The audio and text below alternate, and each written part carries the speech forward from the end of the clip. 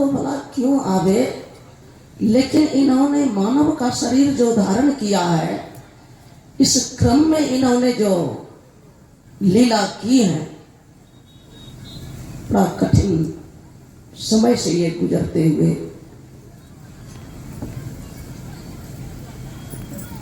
जगत जननी जगदम्बा जानकी जी का अपहरण हो गया। पता नहीं लग रहा है कहां। इस वियोग में बहुत दुख व्यक्त कर रहे हैं। कीट से कीड़े से पूछते हैं, पक्षी से पूछते हैं, पशु से पूछते हैं कि तुम जानकी को देखा है? कैसी परिस्थिति है, कैसी परिस्थिति से गुजरने के का जो इन्होंने यह चरित्र दिखाया।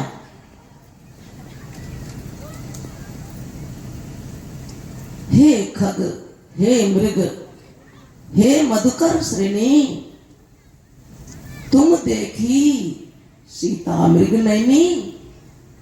क्या तुम मृग नैनी सीता को देखा है? किससे पूछते हैं? पक्षी से। खग पक्षी को कहते हैं। मृग हिरण जानवर है।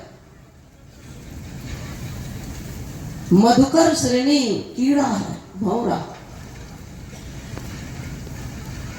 इस कठिन मुसीबत में गुजरते हुए सीता जी की खोज के क्रम में परम भक्तिन माता सबरी जी की कुटिया में पधारे और यहाँ पधारते ही समस्त दुख का पहाड़ माथे से हटा देते हैं।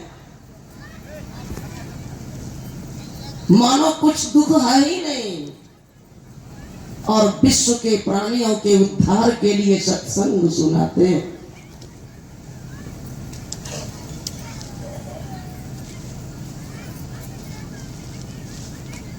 नवधा भक्ति ये सत्संग ही है।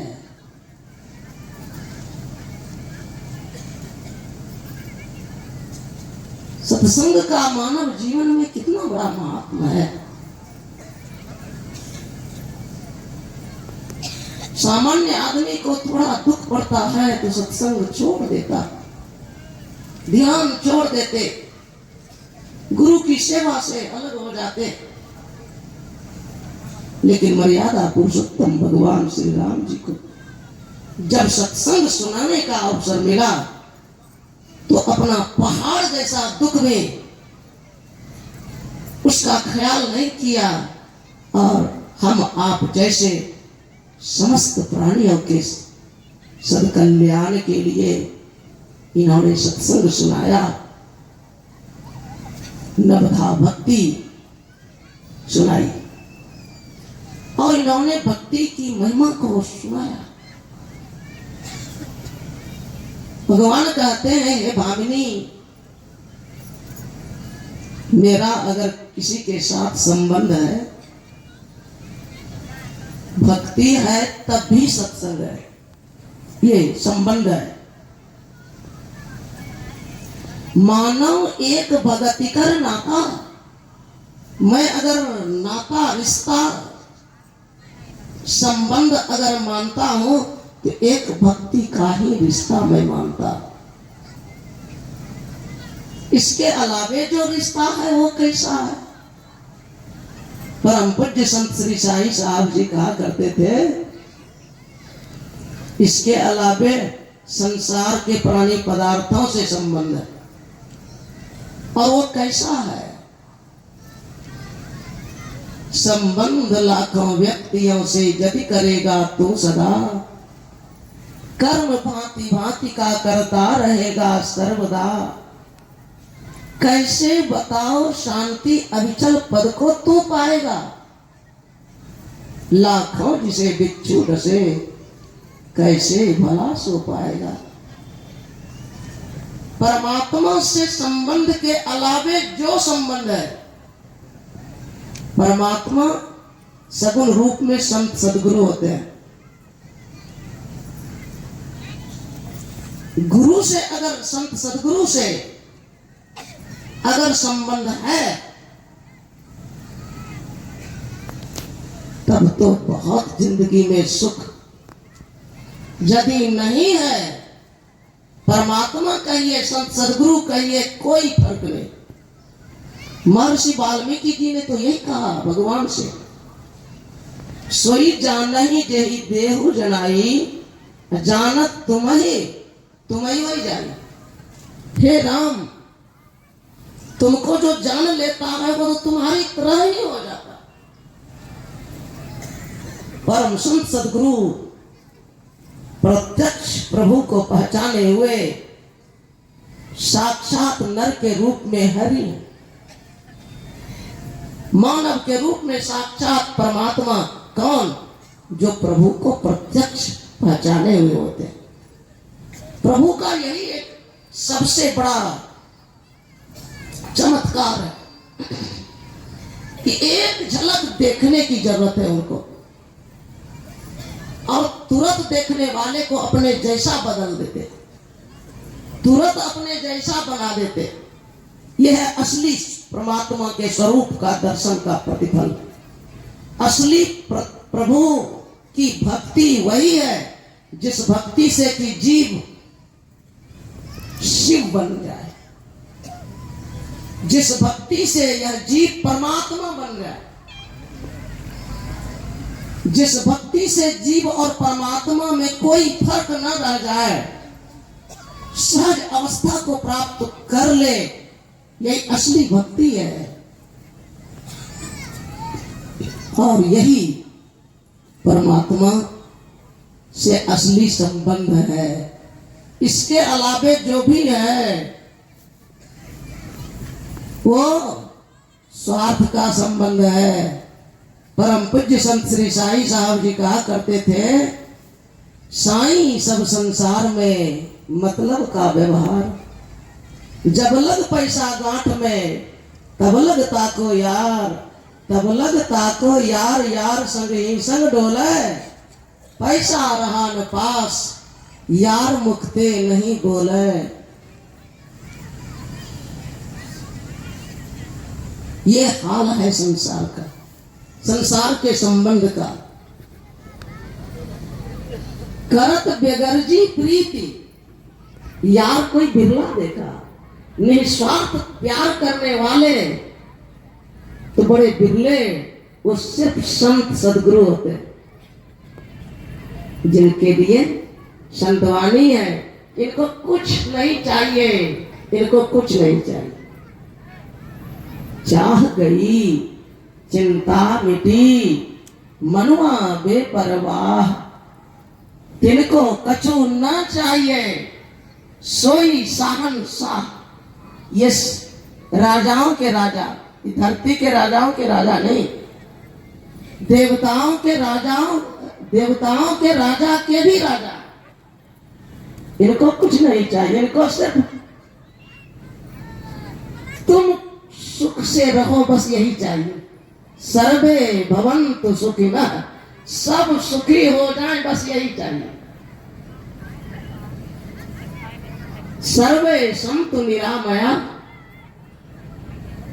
सर्वे भद्राणि पश्यन्तु, माँ कश्चित् दुख भाग भवेत्। कोई दुख में ना रहे, कोई रोगी होकर के ना रहे, कोई अधर्मी होकर के ना रहे, सब भद्र हो जाएं, सब अच्छा इंसान सज्जन बन जाएं, सब धर्मात्मा बन जाएं, सब मानव सुंदर बन जाएं। और मानव सुंदर, परम पूज्य संत श्री साईं साहब जी कहा करते थे, भीतर से जो सुंदर वही सुंदर। सुंदर दिसत सुंदर माही अंदर। हम आपका मन सुंदर हो जाए तो हम आप सुंदर हो जाए। मन देखते हैं, मन। निर्मल मन जन सो मोहि पावा, खुद भगवान कहते हैं जिसका मन निर्मल है वही भक्त मुझे पाएगा। कैसी भक्ति हम करें जो हम आपका मन निर्मल हो जाए। इस 2025 के जनवरी में कितने गए होंगे? यहां से हमको लगता है कि 75% तो जरूर गए होंगे महाकुंभ में।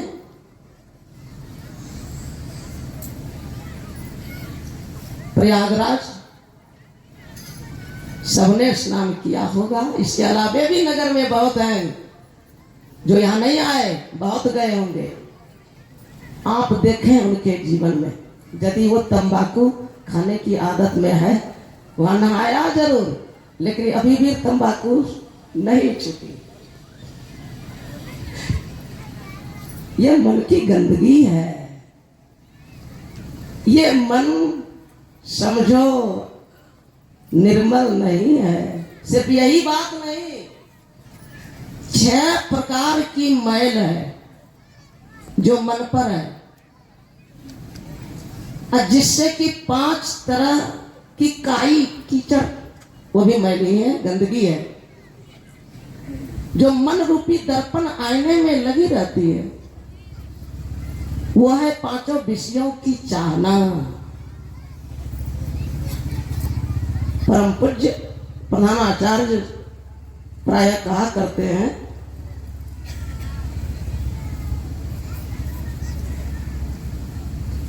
मुकुर मलिन अरु नयन विहीना, राम रूप देखहि किमी दीना। वो दीन है, दीन। दीन मतलब दरिद्र।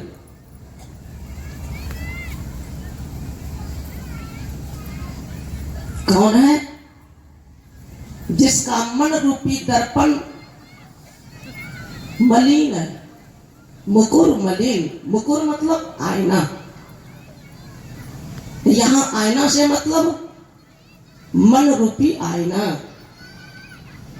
गोस्वामी श्री तुलसीदास जी महाराज हनुमान चालीसा के शुरू में लिखते हैं, श्री गुरु चरण सरोज रज निज मन मुकुर।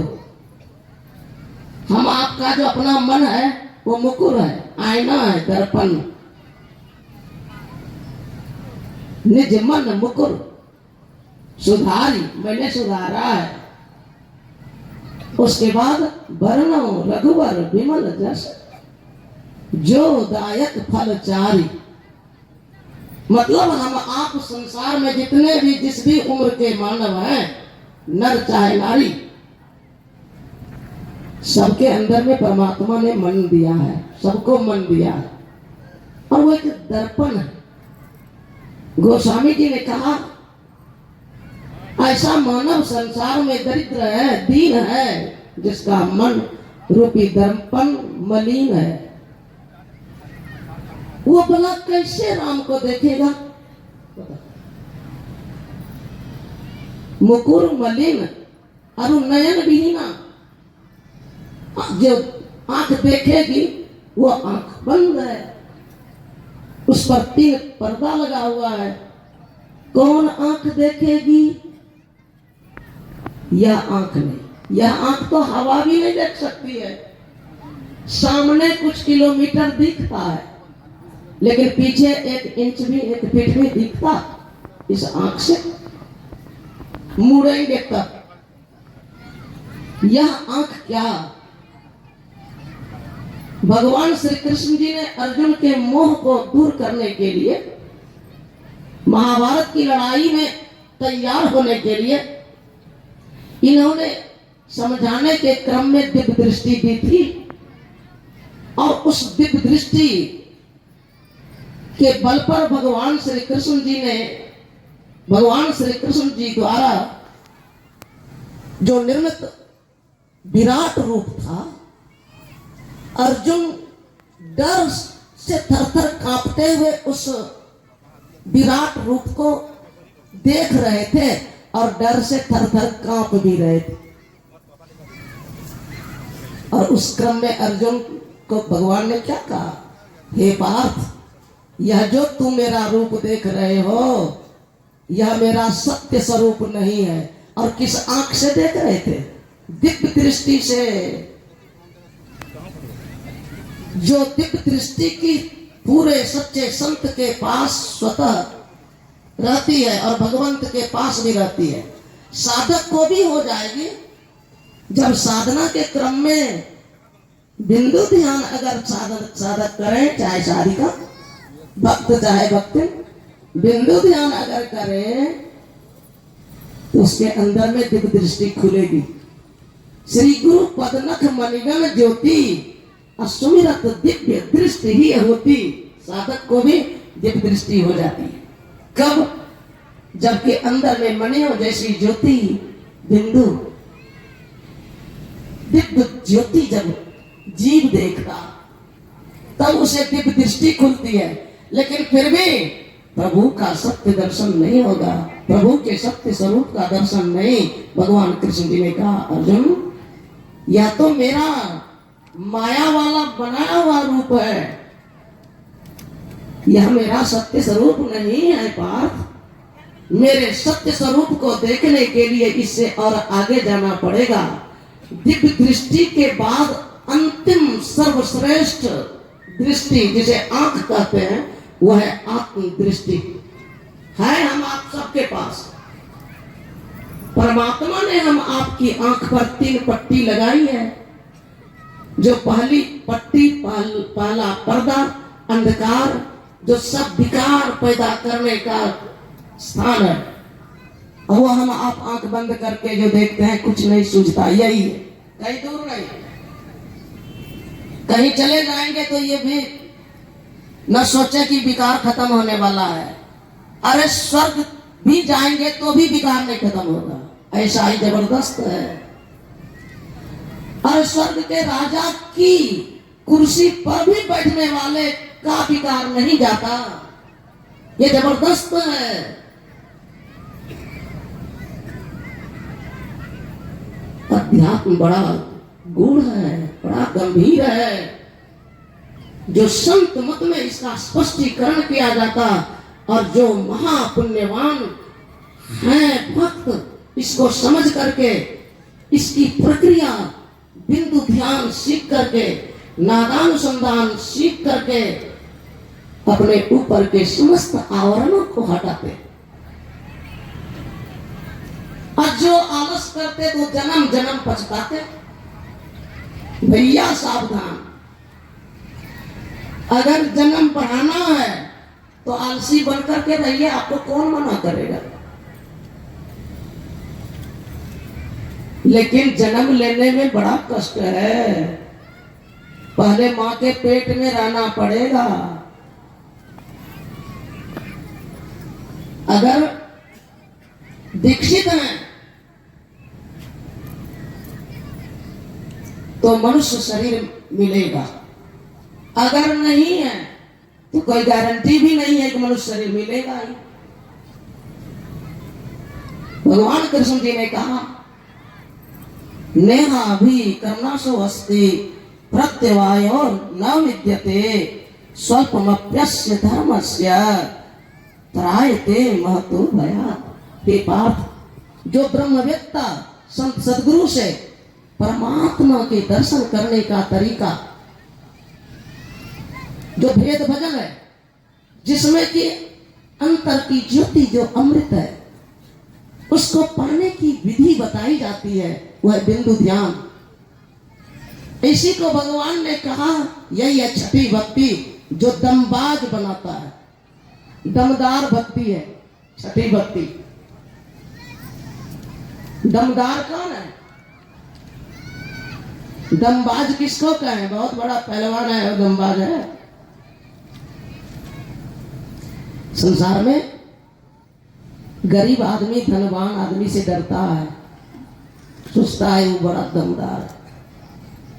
कमजोर आदमी पहलवान से डरता है, सोचता है बड़ा दमबाज है। और जो पढ़ा लिखा कम है वो अपने से ज्यादा पढ़े लिखे से डरता है। अनपढ़ आदमी विद्वान से डरता है। ये धनवान, पहलवान और विद्वान, ये तीनों भी किसी एक आदमी से डरता है। वही सबसे ज्यादा दमबाज है। वो कौन है? वो चरित्रवान है। वो सदाचारी है। वो झूठ नहीं बोलते, चोरी नहीं करते, व्यभिचार नहीं करते, हिंसा नहीं करते। हिंसा में जीवों को दुख देना अथवा मत्स्य मांस को खाद्य पदार्थ समझना महापाप है। नहीं जो करते। अंडा भी नहीं खाना चाहिए। अंडा भी, उसमें भी प्राणी है। अंडा भी खाना महापाप है। 100 बेटा धृतराष्ट्र का जब मारा चला गया तो भगवान कृष्ण जी से पूछा, मेरा क्यों बेटा मारा चला गया? कहा 100 जन्म से पहले भी आप राजा थे और उस समय आपको कोई बीमारी हुई, वैद्यों ने बताया कि आप हंस के अंडे अगर खाएं तो ठीक।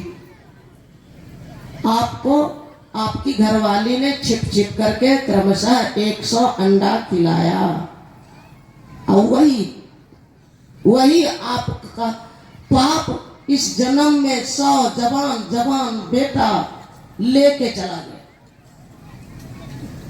सावधान, ये महापाप है। नशा महापाप है। नशा में तंबाकू तक, तंबाकू से ही क्या क्या पुड़िया लोग बनाता है, बनाएगा।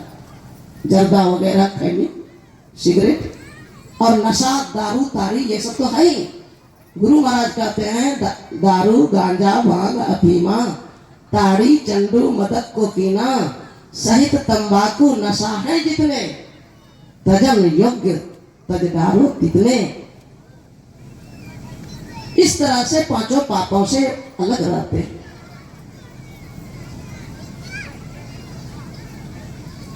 दंबाज वही है जो चरित्रवान है।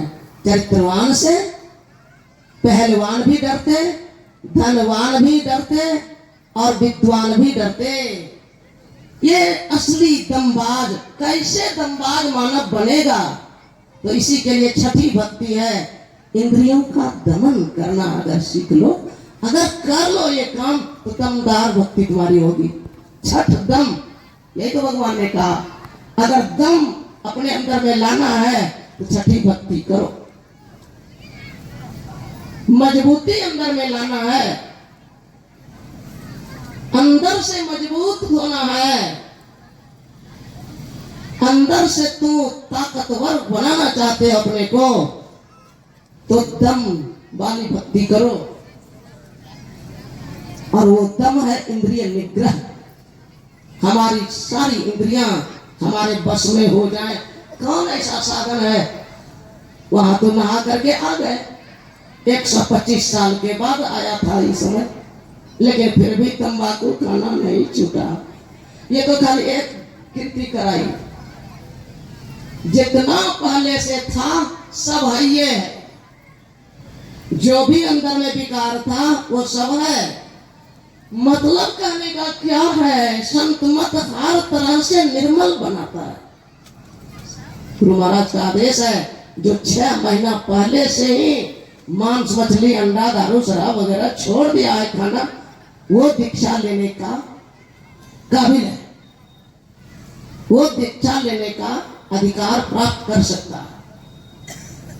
क्योंकि खान पान से सीधा असर पड़ता है मन पर।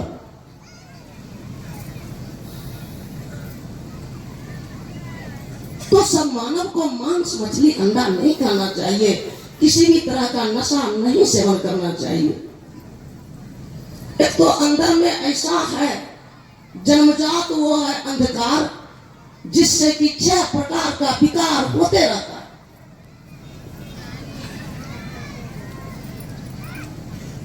तुझे बाबा आ गए। ये अंधकार 6 प्रकार का विकार पैदा करता। आंख बंद करके जो देखते हैं वो है काम, क्रोध, लोभ, मोह, मद और मत्सर। ये काम विषय की चाहना। अंधकार से जब तक कि जीव ऊपर नहीं उठेगा तब तक चाहना में वो रहेगा।